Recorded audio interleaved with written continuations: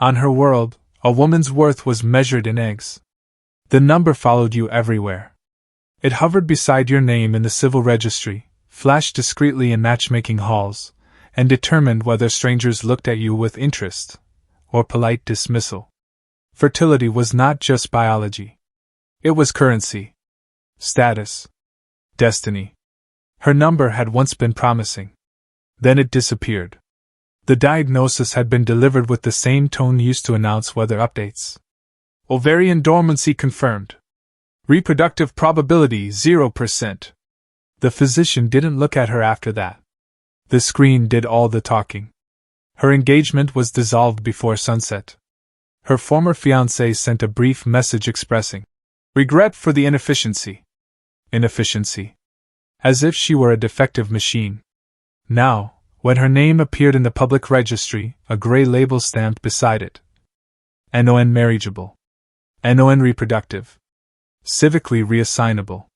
Civically reassignable meant she was encouraged to pursue productive solitude, government service, administrative assistance, quiet usefulness. She could contribute to society. She simply could not belong to anyone within it. The partnership authorization hall was always loud during mating season. Families reviewed compatibility charts. Young couples submitted joint fertility forecasts. Officials stamped approvals with ceremonial finality. The air hummed with expectation and calculation. She stood in line anyway. It wasn't hope that brought her there. It was defiance. When her turn came, the clerk, a thin male with polished cranial plates and permanently narrowed eyes, scanned her identification band. The screen glowed gray. He did not look surprised. "You are categorized as non-marriageable," he recited. "I am aware," she replied evenly. "Then you understand that submission of a partnership request is procedurally redundant. Submit it anyway." A small murmur rippled behind her. A few heads turned. Some recognized her. Some pitied her. Most simply calculated her as irrelevant. The clerk sighed in a way that suggested inconvenience was the highest form of suffering. "Your fertility rating is 0. So is my patient's," she said calmly. "File the request." He leaned back. "For statistical integrity, I must ask, who is the intended partner?" She hesitated. There was no one. That was the point. The form required a name before approval. Without one, the system would auto-reject. It was a ritual humiliation disguised as bureaucracy. She lifted her chin. "Processing hypothetical compatibility." The clerk blinked. "Hypothetical partners are not recognized." A voice behind her interrupted. "Hypothetical partners are how all great investments start." The accent was wrong. The tone too relaxed. Too amused. The crowd shifted as he stepped forward. Human. He was taller than most of them, broader through the shoulders, dressed not in ceremonial fabrics but in practical dark attire. No fertility badge. No compatibility sigil. Just a confident smile that suggested he found the entire hall fascinating. The clerk stiffened. "Foreign nationals must wait in designated observation areas." "I've been observing," the human replied. "Very educational system you've built." She didn't turn immediately. She knew he was looking at her. She could feel it, not the clinical skin she'd grown accustomed to, but something warmer. Assessing.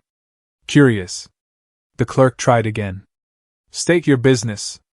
The human extended a hand toward her identification band. "What does non-marriageable mean in economic terms?" "It means," the clerk said tightly, "that she cannot fulfill reproductive obligations. So she can have kids." "Correct." The human nodded slowly. "And that makes her what? Broken inventory?" A few gasps. The clerk's jaw tightened. "It makes her incompatible with partnership." The human looked at her then. Fully. Not at the gray label hovering beside her name, but at her face. Her posture. Her eyes. "That's the most inefficient business model I've ever heard," he said lightly. She arched a brow. "You find our social structure inefficient?" "I find rejecting intelligent, Composed, clearly formidable individuals because of one biological metric, short-sighted. The hall grew quieter.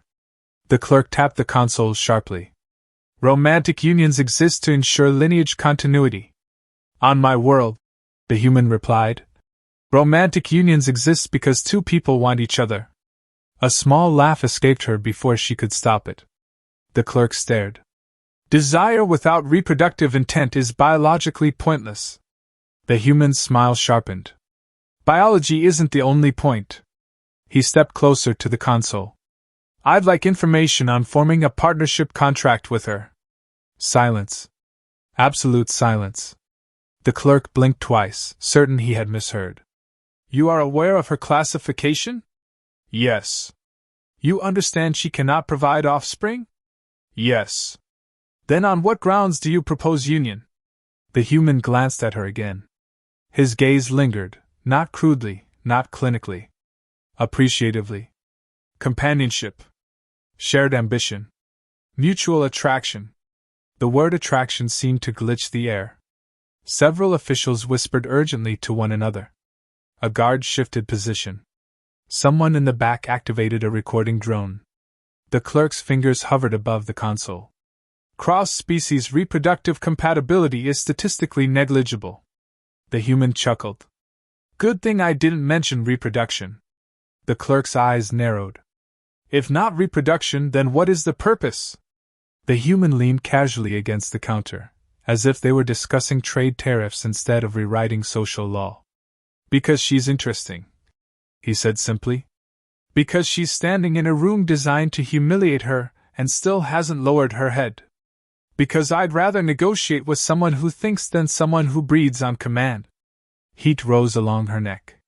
No one had defended her in public since the diagnosis. The clerk's voice grew strained. Sir, partnership contracts are legally defined as reproductive agreements. Then your definition is outdated. A murmur spread through the hall. Confusion, shock, something dangerously close to intrigue. The human straightened. Provide the necessary documents. There are no documents for non-procreative unions. Then I suggest you draft some. The clerk hesitated. Such a request would require governmental review. Fantastic, the human replied. I enjoy meetings. He turned to her fully now. I don't believe we've been introduced, he said, offering his hand. I'm in the business of investing in undervalued assets. She looked at his hand. Then at his face. You assume I am an asset? He grinned. I assume you're underestimated. For the first time in a long time, she felt something unfamiliar pressing against the gray weight of her classification. Not pity. Not tolerance. Interest. The clerk cleared his throat sharply. This inquiry will be forwarded to the council for evaluation. Excellent, the human said. Put my name on it. He paused, eyes never leaving hers. As primary partner. The clerk stared at the screen, then at them, then back at the screen again. Sir, he said slowly, such a union would be biologically pointless. The human's voice dropped slightly, steady, certain. Then it will be chosen. And in a hall built entirely around breeding contracts, that word echoed louder than any fertility score ever had. By the time the sun's cycle shifted, her face was everywhere. Not celebrated.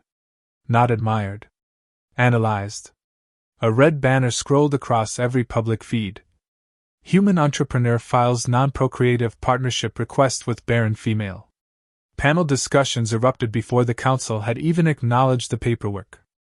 Analysts debated economic fallout. Moral philosophers questioned the erosion of biological purpose. An elderly senator declared, in a trembling voice, that civilization itself required proper eggs. And then there were the tabloids. Human male claims love does not require eggs. Is desire now a policy issue? Foreign investor targets defective citizen. She watched it all from her apartment, back straight, expression unreadable. She had endured whispers before. This was different. This was loud. Public. Impossible to ignore. Her communicator chimed. Unknown contact. Human registry code. She let it ring twice before accepting. He appeared on screen, relaxed as ever, leaning back in what looked like a cluttered office. Through the window behind him, the alien city glowed in iridescent hues. "You look calm," he observed. "I am accustomed to scrutiny," she replied. "Good. Because you've broken the news cycle. I did not initiate this."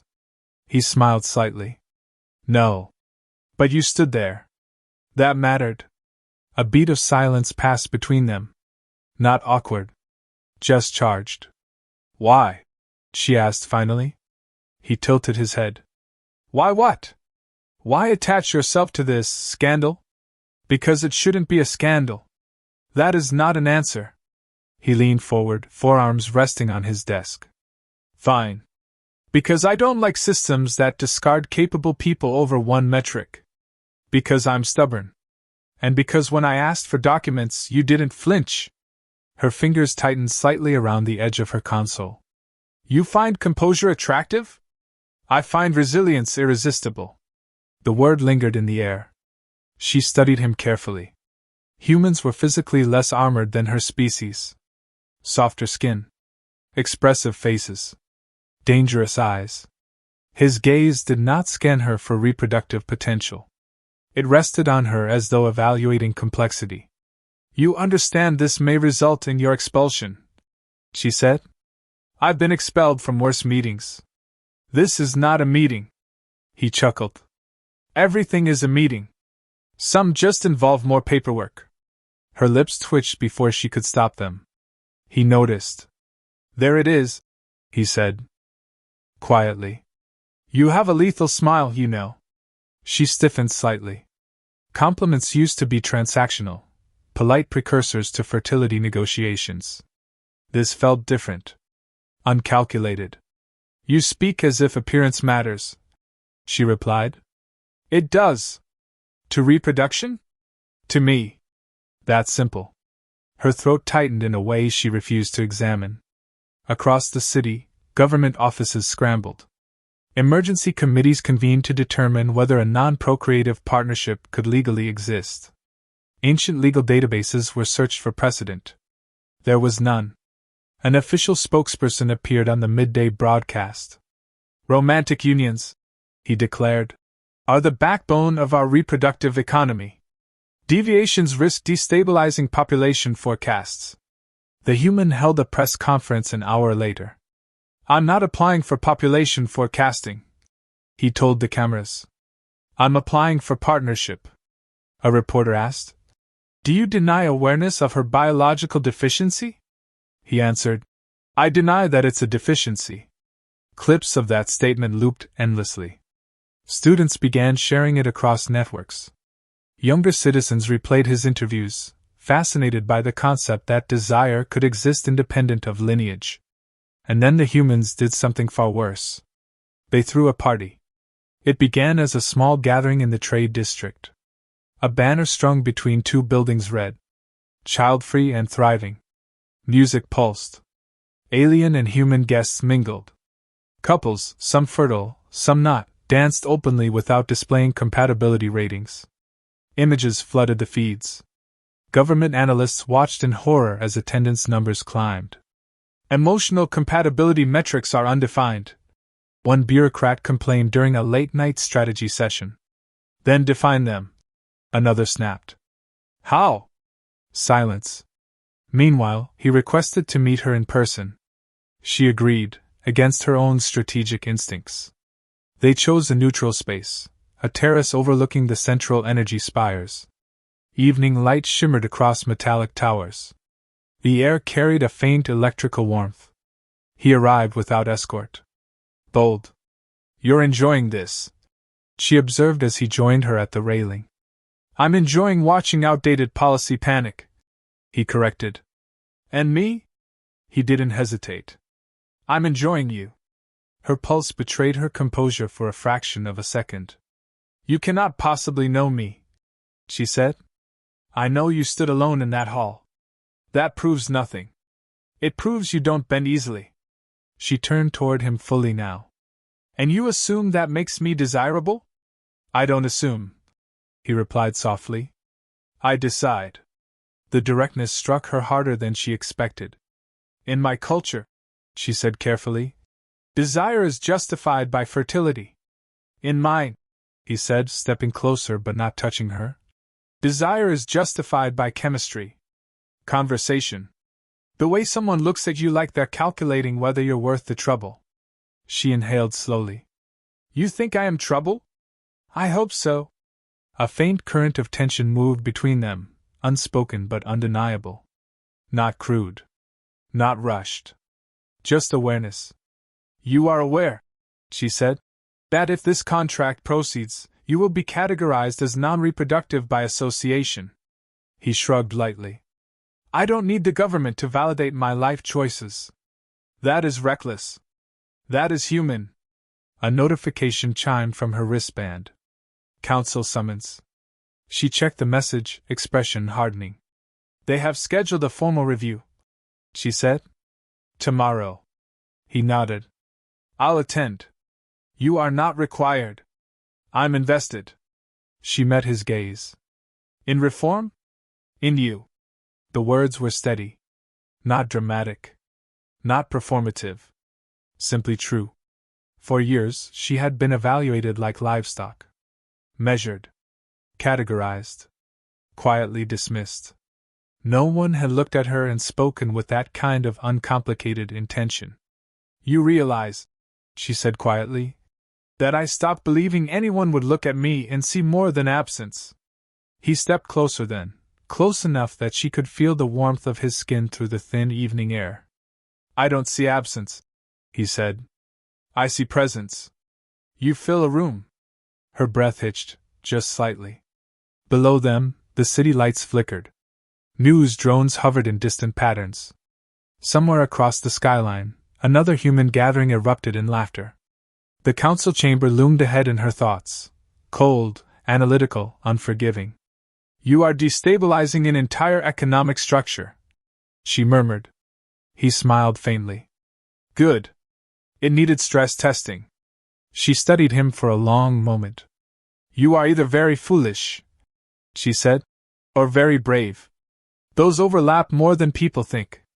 A gust of wind lifted the edge of her formal mantle. Without thinking, he reached out and steadied it, not possessively. Just naturally. The touch lasted barely a second. But it lingered. In the distance, emergency session alerts began flashing across government towers. He glanced toward the lights, then back at her. Looks like we've upset someone important. She straightened, composure returning like armor sliding into place. Yes, she said evenly. We have. And as the council prepared to decide whether desire could legally exist without eggs, she realized something quietly terrifying. For the first time since her diagnosis, she hoped they would fail. The council chamber was designed to intimidate. Tiered platforms rose in a semicircle, each occupied by an elder draped in ceremonial silver. Behind them, towering screens displayed population graphs, fertility projections, generational forecasts. The entire architecture revolved around one message. Reproduction is stability. Stability is survival. She stood alone at the center platform. No family beside her. No former fiancé. No biological advocate. Just a gray classification tag hovering beside her name in the public display. Non marriageable. A low murmur filled the chamber as citizens observed from the gallery above. Media drones floated silently, recording every angle. The presiding elder activated the central console. You have petitioned for recognition of a non-procreative partnership, he began. This request conflicts with foundational marital doctrine. I am aware, she replied calmly. You were medically designated infertile. Yes. And yet you pursue union. Yes. A flicker of irritation crossed several faces. On what grounds? The elder asked. Do you justify destabilizing established reproductive frameworks? She did not hesitate. On the grounds that companionship is not destabilization. The chamber stirred. Romantic contracts, another counselor interjected, exist to ensure generational continuity. Then rename them. She answered evenly. Call them breeding contracts. But do not pretend they measure worth. A ripple of sharper murmurs spread across the tiers. You speak boldly for one whose biological contribution is null. I speak boldly because my biological contribution is irrelevant to my capacity for loyalty, intelligence, partnership, and desire. The word desire hung in the air like contraband. A counselor leaned forward. Do you acknowledge your deficiency? The question was meant to shrink her. She felt the weight of it, years of quiet exile, of lowered gazes, of polite exclusion from social rituals. She could choose silence. Instead, she lifted her chin. I acknowledge your obsession. A sharp intake of breath echoed through the chamber. You will moderate your tone, the presiding elder warned. I will moderate nothing, she replied. You have reduced half of our population to incubation metrics. You have convinced us that affection must be justified by fertility. And now a foreigner arrives and exposes how fragile that logic truly is. At the edge of the chamber door's movement, he entered without ceremony. A ripple of irritation passed across the council tiers. You were not summoned, an official snapped. I was invested, he corrected calmly, stepping into the center beside her. The elder narrowed his eyes. This is an internal civic matter. Your civic matter involves my partnership application. Your application is biologically void. Then so is your imagination. A few startled laughs escaped from the upper gallery before being quickly suppressed. The presiding elder gestured sharply. State your rationale, human. He clasped his hands loosely behind his back, posture relaxed in a room built on rigid hierarchy. On Earth, he began, we learned something the hard way. Systems that treat people as output devices eventually collapse. This is not Earth, the elder replied coldly. No, he agreed. But it is a society full of individuals who think, feel, and choose. A counselor tapped the fertility projection screen. Choice is secondary to survival. Is it? He countered. You assume survival depends solely on reproduction. But what sustains a civilization is innovation, loyalty, stability in relationships, mental health, cooperative bonds. He gestured toward her. You've categorized one of your most capable citizens as socially redundant because she can't produce offspring. That's not stability. That's waste. Reproductive capacity is measurable, the elder said. Emotional compatibility is not. Then measure it. Silence. One bureaucrat near the lower tier whispered urgently to another. A data analyst began pulling up cross-cultural statistics. Define emotional compatibility, a counselor demanded. He shrugged lightly. Mutual respect. Shared goals. Physical attraction. Intellectual challenge. The word attraction flickered across the chamber display, flagged as non-quantifiable. A counselor frowned. Attraction without reproductive intent is biologically pointless. He glanced at her, then back at the council. Biology is not the only reason two beings touch. The implication caused a ripple of discomfort across the elder's ranks. She felt heat rise beneath her skin, not shame, but awareness. He was not speaking in abstraction. He was speaking about them. Are you asserting physical desire independent of fertility? The presiding elder asked, tone edged with disbelief. Yes. The single syllable carried no hesitation. A younger council observer in the gallery leaned forward, eyes wide. Across the chamber, several citizens exchanged uncertain looks. The elder turned back to her. Do you reciprocate this desire? The question was sharp, invasive, meant to expose vulnerability. She considered retreating into composure. Instead, she answered truthfully. Yes. The chamber erupted into layered murmurs. On what basis? A counselor pressed. She held his gaze steadily. Because he sees me. The words were simple. Devastating. He does not see my medical file first. He does not calculate my genetic output before speaking to me. He challenges me. He respects me. He desires me. Her voice did not waver. And I desire him. A tremor moved through the room, Not outrage alone, but confusion. For generations, desire had been framed as a byproduct of fertility. An incentive to reproduce. Never a reason on its own. The presiding elder's tone hardened. You risk encouraging others to disregard reproductive duty. I encourage others to choose freely. The human stepped slightly closer to her, not possessive, not performative. Simply aligned. We fought wars on my world, he said quietly but firmly, to decide our own partners. This is not war, the elder snapped.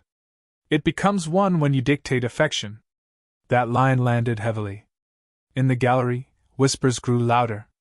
Several younger citizens began transmitting clips of the hearing across private networks. Data analysts scrambled to contain the spread. A counselor activated emergency protocol. This union application is hereby suspended pending comprehensive review. On what grounds? He asked. Societal destabilization. He smiled faintly. Translation: you're afraid. The elder rose from his seat. You presume much. I observe much. The elder's voice boomed through amplification nodes. This council will not allow emotional recklessness to erode generational planning. She stepped forward before he could continue. You have spent centuries planning generations, she said calmly. And yet you never planned for someone like me. Silence. You never created space for women who could not produce. You erased us. Quietly. Efficiently. But we exist. And we deserve partnership not as incubators, but as equals. In the upper gallery, applause began, tentative at first, then firmer. Guards shifted uneasily. The presiding elder slammed his staff against the platform. Order! The chamber fell back into tense quiet. He turned to the human. If this petition proceeds, you will be classified as non-reproductive by association. Your economic privileges may be revoked. He didn't hesitate. Do it. A flicker of surprise crossed even the elder's face. You would sacrifice status for a biologically void union? He looked at her, and the answer softened, not weaker, but deeper. She isn't void. Her pulse hammered. She is the best decision I've made on this planet. The room felt smaller suddenly. Thinner. For years she had internalized the word barren like a wound.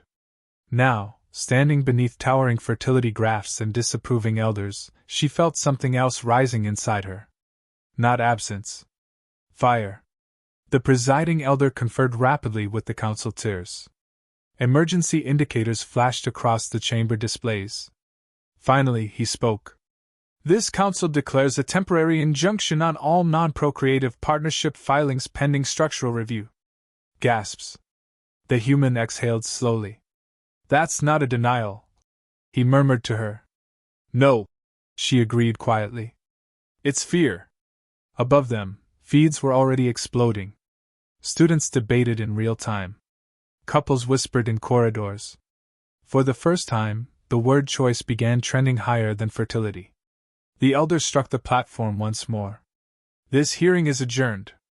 But as guards approached to escort them out, she realized something fundamental had shifted. The council had not laughed them away. They had hesitated. And hesitation, in a society built on rigid certainty, was the beginning of collapse. By morning, the injunction had done the opposite of what the council intended. Instead of silence, the networks were louder than ever. Clips from the hearing looped across every public feed. Her words. His defiance. The moment she had said yes. Comment threads multiplied faster than government moderators could suppress them. Choice is trending. Define emotional compatibility. Why is desire illegal? Economic analysts released emergency briefings warning of marital destabilization. Religious traditionalists held solemn gatherings calling for biological restoration. And somewhere between outrage and fascination, something unprecedented began to happen. Applications surged. Not for breeding contracts. For partnership consultations. The system flagged them as incomplete. Non-compliant. Unclassifiable. The human watched the numbers climb from his office, a slow smile forming. They built a machine that only understands one kind of union, he said during a live interview. Now it's choking on everything else. The interviewer, visibly flustered, asked, "Are you encouraging citizens to abandon reproductive duty?" "I'm encouraging them to think." The government escalated by afternoon. A formal notice arrived at his residence. Foreign nationals subject to review for societal disruption. Potential outcomes listed beneath included trade suspension, business seizure, and expulsion. He read it once, then forwarded it to her. They met again on the terrace overlooking the city, this time under a sky crowded with media drones keeping a careful distance. "You are now classified as destabilizing infrastructure," she said evenly. "I've been called worse," he replied. "They may deport you. They might. You would lose your investments." He looked at her carefully. "You think that's what I care about?" She held his gaze, but doubt lingered beneath her composure.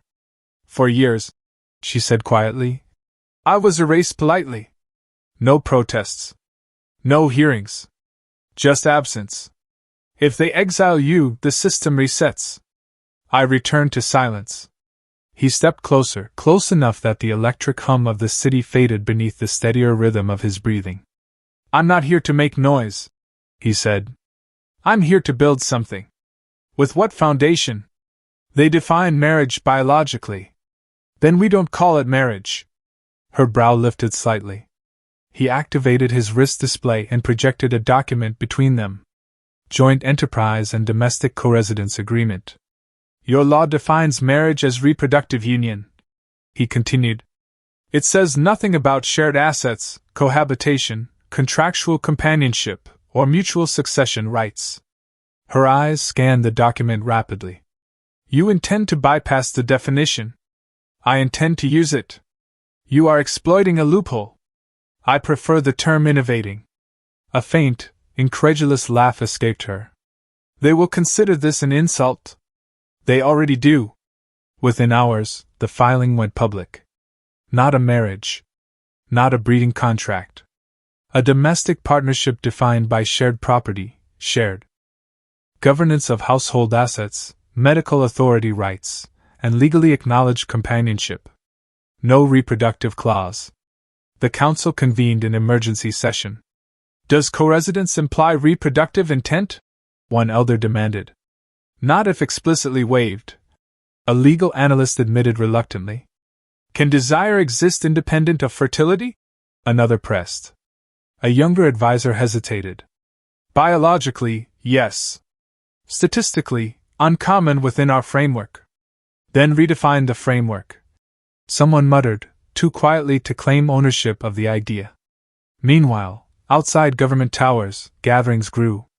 Humans hosted another event, larger this time. The banner read, "Love is not a tax form."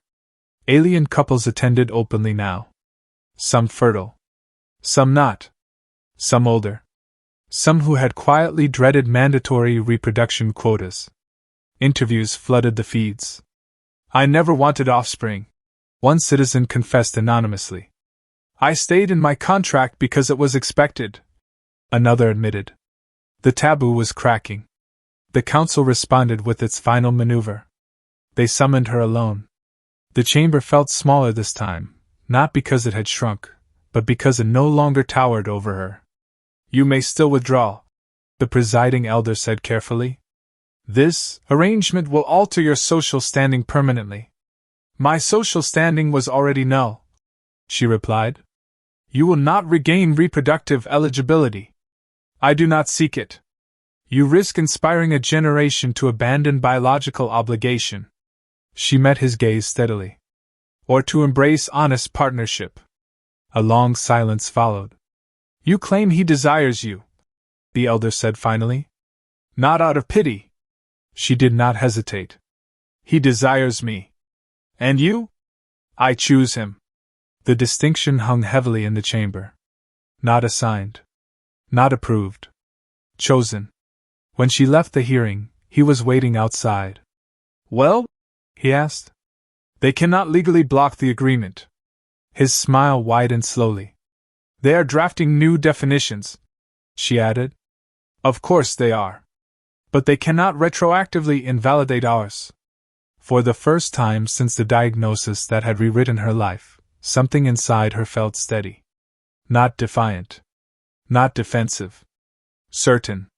That evening, beneath a sky alive with hovering cameras, they signed the agreement publicly. No ceremonial fertility rites. No egg blessing chants. Just 2 signatures. 2 thumbprints. 2 beings standing side by side because they wanted to. A reporter shouted, "If not children, what future do you build?" He answered easily, "One we design ourselves." Another asked her, "Do you feel less than other women?" She stepped toward the microphones. "For years I was told I was absence," she said. "Tonight I am presence." The feeds exploded. Within days, the Civil Registry quietly added a new classification: Voluntary Non-Procreative Partnership. Applications flooded in so rapidly that servers temporarily crashed. Elders denounced the cultural shift as reckless. Economists warned of demographic fluctuations. But younger citizens began re-evaluating long-held assumptions. Not abandoning reproduction. Just separating it from obligation. In private, away from drones and declarations, they returned to the terrace. No speeches. No cameras. Just quiet. "I did not expect this," she admitted softly. "Revolution?" he asked. She looked at him. "Being wanted." He stepped closer, not dramatically, not urgently. Just close enough that warmth replaced the cool evening air between them. "I didn't file paperwork for a symbol," he said. "I filed it because when you look at me, I feel challenged. Equal. Alive." Her breath slowed. "I stopped believing anyone would see more than what I lacked," she confessed. He reached up, brushing his fingers lightly along her jaw, hesitant enough to allow retreat. She did not retreat. "I don't see lack," he said quietly. "I see fire." This time, when he kissed her, it was not rebellion. It was choice. Slow. Intentional. Undeniably mutual. No fertility metrics. No council approval. No biological justification. Just desire. Below them, the city lights shimmered. Somewhere in a government archive, definitions were being rewritten. Somewhere in a classroom, a young woman was questioning whether her worth could truly be reduced to eggs. Somewhere in a quiet home, a couple was discussing partnership without fear for the first time. On her world, a woman's value had once been measured in reproductive output. But now a new metric had entered the system: choice. And as the galaxy adjusted to that dangerous, liberating variable, she realized something beautifully simple. She had never been barren. Only underestimated.